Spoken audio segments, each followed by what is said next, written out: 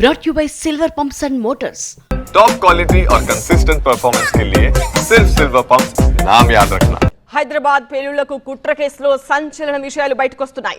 Siraj Sameer remand report లో చాలా కీలక అంశాలు ప్రస్తావిస్తున్నారు పోలీసులు. ఇన్స్టాగ్రామ్, టెలిగ్రామ్ లో గ్రూప్ క్రియేట్ చేసుకున్నారు 6 వ్యక్తులు. సిరాజ్ సమీర్ తో పాటు టీంలో కర్ణాటక, మహారాష్ట్రకు చెందిన యువకులు కూడా ఉన్నట్టుగా తెలుస్తోంది.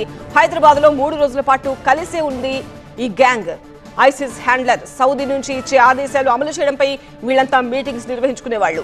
టిఫిన్ బాక్స్ బాంబులు తయారు చేయాలని ఇద్దరికి ఆదేశాలు అందినట్టుగా తెలుస్తోంది. మిగతా 4 బాంబులు పెట్టే టార్గెట్లు గుర్తించాలని ఆదేశాలు జారీ అయ్యాయి. అమెజాన్ లో టిఫిన్ బాక్స్లు, వైర్లు, రిమోట్ సెల్స్ ఆర్డర్ చేసింది సిరాజ్ బృందం.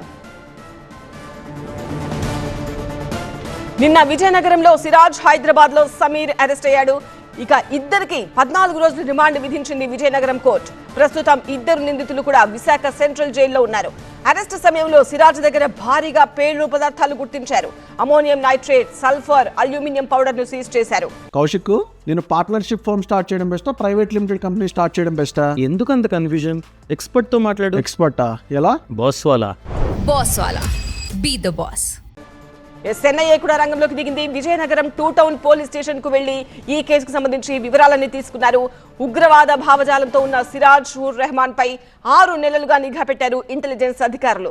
పక్కా ఆధారాలు సేకరించాక నిన్న అరెస్ట్ చేశారు. ఆ తర్వాత అతను ఇచ్చిన సమాచారంతో హైదరాబాద్ లో సయ్యద్ సమీర్ ను అదుపులోకి తీసుకున్నారు.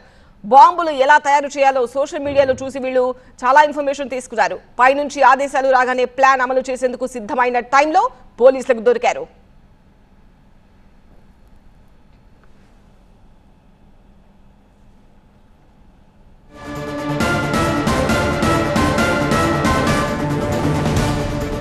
మా ప్రతినిధి కోటేశ్వరరావుతో మాట్లాడదాం. కోటేశ్వరరావు, సిరాజ్, సమీర్ ఇద్దరు కూడా ఇప్పుడు విజయనగరంలోనే అదుపులోకి తీసుకున్నట్టుగా తెలుస్తోంది పోలీసులు.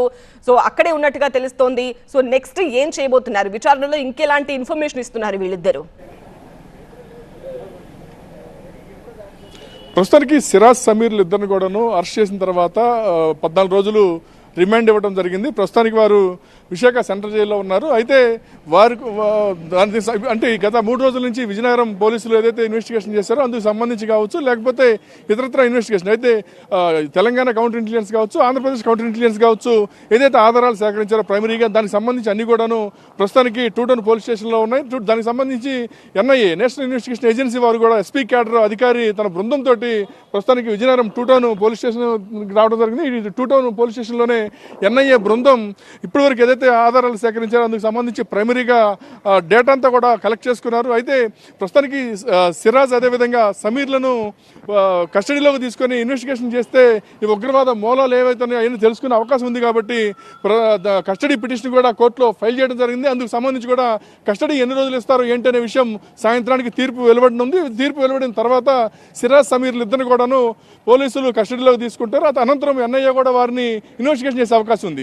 అయితే ప్రైమరీగా చూస్తే మొత్తం వీళ్ళు 15 నుండి 20 మంది వరకు ఒక గ్రూప్గా ఫామ్ అయ్యి ఇప్పుడే బాంబులు ఎలా తయారు చేయాలి, ఈ బాంబులు తయారు చేసిన తర్వాత ఎక్కడెక్కడ పేలుళ్లు చేస్తే ఎలా ఉంటుంది అనే దానిపైన గత 1 year నుంచి కూడా వాళ్ళు వర్కౌట్ చేస్తున్నట్టు తెలుస్తుంది. వీళ్ళందరూ కూడా ఒక ఇన్స్టాగ్రామ్, అదేవిధంగా ఒక టెలిగ్రామ్ గ్రూప్ని ఫామ్ చేసుకుని ఆ గ్రూప్ ద్వారా ఎక్కడెక్కడ పేలుడు పదార్థాలకు సంబంధించి రా మెటీరియల్ దొరుకుతుంది, ఎలా బాంబ్ బ్లాస్ట్ చేయాలి, ఏ విధంగా తయారు చేయాలనే దానిపైన కూడా కొంత వారంతా వారు ఈ గూగుల్ అదేవిధంగా యూట్యూబ్ చూసి తయారీని నేర్చుకోవడం జరిగింది. అనంతరం ఇప్పటికే సిరాజ్ అమెజాన్ ద్వారా పేలుడు రా మెటీరియల్ అంతా కూడా తీసుకురావడం జరిగింది. వాటన్నిటిని కూడా 2 టౌన్ పోలీసులు మెరుపుదాడి చేసి వాటిని సీజ్ చేయడం జరిగింది. ప్రస్తుతానికి ఉగ్రవాద భావజాలం ఉండటంతో వారిని అరెస్ట్ చేశారు. వారి వద్ద నుండి కొంత సమాచారాన్ని సేకరించారు. సిరాజ్ వద్ద ఒక ట్యాబ్ దొరికింది. ఆ ట్యాబ్ ఇప్పుడు కీలకంగా మారింది. ట్యాబ్లో ఉన్నటువంటి డేటా ఏదైతే ఉందో అది కీలకంగా మారింది. ఎందుకంటే వీరు ఎవరెవరికి పరిచయాలు ఉన్నాయి, వీరికి ఈ రా మెటీరియల్ కొనుగోలు చేయడానికి నిధులు ఎవరు ఇవ్వడం జరిగింది,